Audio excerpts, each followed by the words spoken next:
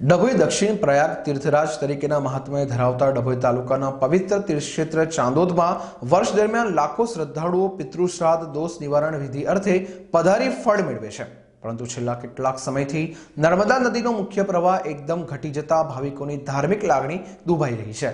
સાથે નાવિકો અને નદીના પ્રવાહ પર નિર્ભર કાંઠા વિસ્તારના લોકોના માથે બેરોજગારીનું સંકટ ઊભું થયું છે।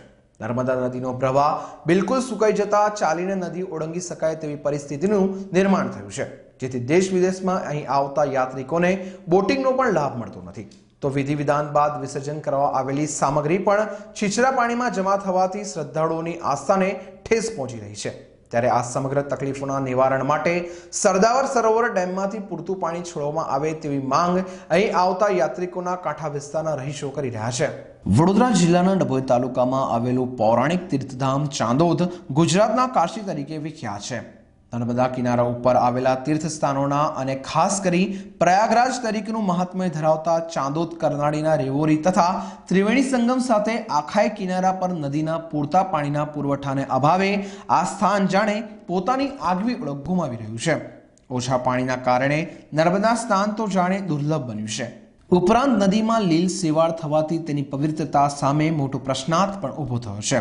માં નર્મદાજીને કેન્દ્ર સ્થાને રાખી દેશ વિદેશમાંથી નર્મદા સ્નાન અને પિતૃ મોક્ષાર્થની વિધિ વિધાન માટે વર્ષ દરમિયાનમાં આવતા શ્રદ્ધાળુઓ નદીની આવી અવદશા જોઈ દુઃખ અનુભવતા રહ્યા છે।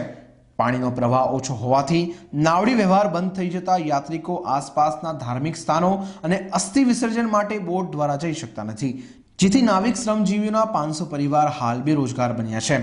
પાણી ન હોવાથી નર્મદાજી છીછરી બનતા ચારેકોટ બેટ સાથે નદી સૂકી ભટ બનવા પામી હોય ચાલીને અવરજવર થઈ શકે તેવી પરિસ્થિતિ સર્જાઈ છે। ત્યારે નર્મદા નદીના કાંઠા વિસ્તારના તમામ જ્ઞાતિના લોકો ઘરના છોકરા ઘંટી ચાટે અને ઉપાધ્યાયને આંટો જેવી સ્થિતિ અનુભવતા હોય છે। સરકાર સામે રોષ વ્યક્ત કરતા રહ્યા છે।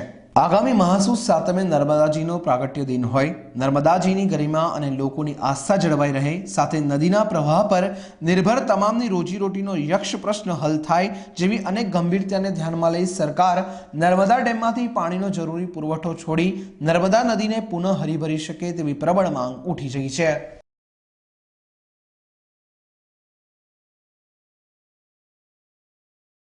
હું મારા પત્ની ધર્મપત્ની સ્વર્ગસ્થ ભાનુબેન અશોકલાલ મોદીના અસ્થિ વિસર્જન માટે અહીંયા નર્મદા ક્ષેત્ર ચાણોદ ખાતે હું આવ્યો છું અને અહીંયા જે હું આસ્થાથી આવ્યો છું એ આસ્થાના અનુરૂપ જે અહીંનું જે મેં દ્રશ્ય જોયું એનાથી મને ઘણું મારા આત્માને દુઃખ થાય છે કે જે નર્મદા નદીની પવિત્રતા હોવી જોઈએ એ પવિત્રતા અત્યારે મને દેખાતી નથી। જાણે પેલો સૂકો બેટ હોય, કચ્છનું રણ હોય એ ટાઈપનું એનું વાતાવરણ જોઈએ। ઓરસંગનો કિનારો ક્યાં છે એ આપણે શોધવો પડે એવી પરિસ્થિતિ ઊભી થઈ છે આજે। ને ખરેખર નર્મદા નદી જેવું લાગતું જ નથી। જ્યારે આજે જેમ અર્ધવારમાં ગંગાનું મહત્ત્વ છે એટલું ગુજરાતની અંદર નર્મદા માતાનું મહત્ત્વ છે। હવે જો એનું મહત્ત્વ જાળવી રાખવું હોય અને લોકો જે ભાવનાથી અહીંયા આવતા હોય એ ભાવના તમારે સાચવવી હોય, જાળવવી હોય તો મારા અંતરના આત્મા તરીકે તમને એક જ વિનંતી છે કે ભાઈ અહીંયા અમુક તો જળ રહેવું જ જોઈએ એમ। શું ભલે એના પછી આગળ ઉપર તમે અટકાવી દો, ભરૂચ પાસે અટકાવો કે ગમે ત્યાં અટકાવો, પણ નર્મદા ક્ષેત્ર છે ત્યાં તો જળનો પ્રવાહ ચાલુ રહેવો જ જોઈએ એવું મારું અંગત મંતવ્ય છે। અહીંયા કેટલાક સમયથી બેરોજગાર બની ગયેલા છે। અમારી 150 જેટલી બોટો ચાલે છે, એમાં 500 કુટુંબો જેટલા જીવે છે। એવા પાણીની સમસ્યા બિલકુલ કેટલાક સમયથી ખલાસ થઈ ગયેલી છે। આ કુબેર ભંડારી, કરનાળી, ત્રિવેણી સંગમ, સુખદેવ વ્યાસ આવા મોટા તીર્થો આવેલા છે। અહીંયા અસ્થિ પધરાવાનું મોટું તીર્થ છે। આના કેટલા ભાવિક ભક્તો જે પેસેન્જર આવે છે એમને બી બહુ ઘણી તકલીફો થાય છે અને આમાં બોટમાં જવું હોય તો પણ લઈ શકતા નથી। એમાં અમે બેરોજગાર થયેલા છે। જો આ થોડુંક પાણીનો પ્રવાહ વધારે આવે ને સરકાર પાણી છોડે તો અમારા બેરોજગાર 500 કુટુંબો જેટલા કુટુંબો જીવી શકે। કઈ રીતે મુસાફરો આવે છે, કઈ રીતે જાય છે? કોઈક વાર પાણીનો પ્રવાહ આવે તો બોટમાં જતા રહે, કોઈક વાર પાણીમાં ચાલતા જતા રહે। ઘણી વાર આવી જાય થોડુંક પાણી તો બોટમાં ખેંચીને લઈ જતા હોય, કોઈકને જવું જ હોય તો, અને ના જવું હોય તો નાવડીવાળા કંટાળી જાય તો છેવટે ના પણ પાડી દે કે નહીં જાય। શું છે સરકાર પાસે તમારી શું માંગ છે? અમારી સરકાર પાસે એ અપેક્ષા છે કે પાણી છોડે અને પૂરતો પ્રવાહ આપે તો અમારા પેસેન્જરો અને અમારા 500 કુટુંબો જીવી ખાય। નર્મદે હર પવિત્ર યાત્રાધામ ચાણોદ જે ગુજરાતના કાશી તરીકે વિખ્યાત છે, એ યાત્રાધામની અંદર વર્ષ દરમિયાન લાખો લોકો પોતાના પિતૃઓનું કંઈક ને કંઈક કર્મ કરાવવા માટે અથવા તો જન્માક્ષરની અંદર રહેલા દોષોનું નિરાકરણ કરવા માટે વર્ષ દરમિયાન આવતા રહે છે અને શ્રદ્ધાથી કર્મ કરે એનું ફળ મેળવે છે. પણ અત્યારે નર્મદાજીની જે પરિસ્થિતિ છે એ જોતાં ઘણા લોકોની ધાર્મિક લાગણી દુભાય એવું વાતાવરણ છે. અહીં આગળ નર્મદાજીમાં જળનો પ્રવાહ ખૂબ જ ઓછો છે.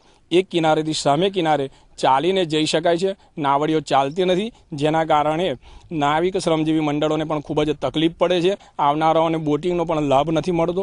ઉપરાંત બ્રાહ્મણો જે કંઈક કર્મ કરાવે છે અને અંતે નર્મદાજીના જળમાં જે બધું વિસર્જન કરાવે છે એ બધું એવું ને એવું જ કિનારા ઉપર પડી રહે છે, જેના કારણે ગંદકીનો પ્રશ્ન પણ ઉદ્ભવે છે અને જેના કારણે બધાના સ્વાસ્થ્ય ઉપર પણ માઠી અસર થઈ શકે તેમ છે.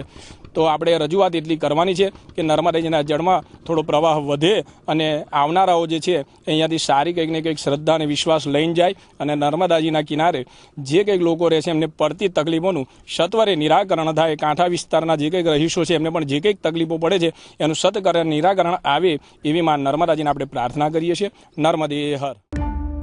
સબસ્ક્રાઇબ કરો ફેક્ટ ફંડ ન્યૂઝ ચેનલને અને YouTube ઉપર બેલ આઇકન દબાવી સમાચારોની તમામ અપડેટ મેળવો.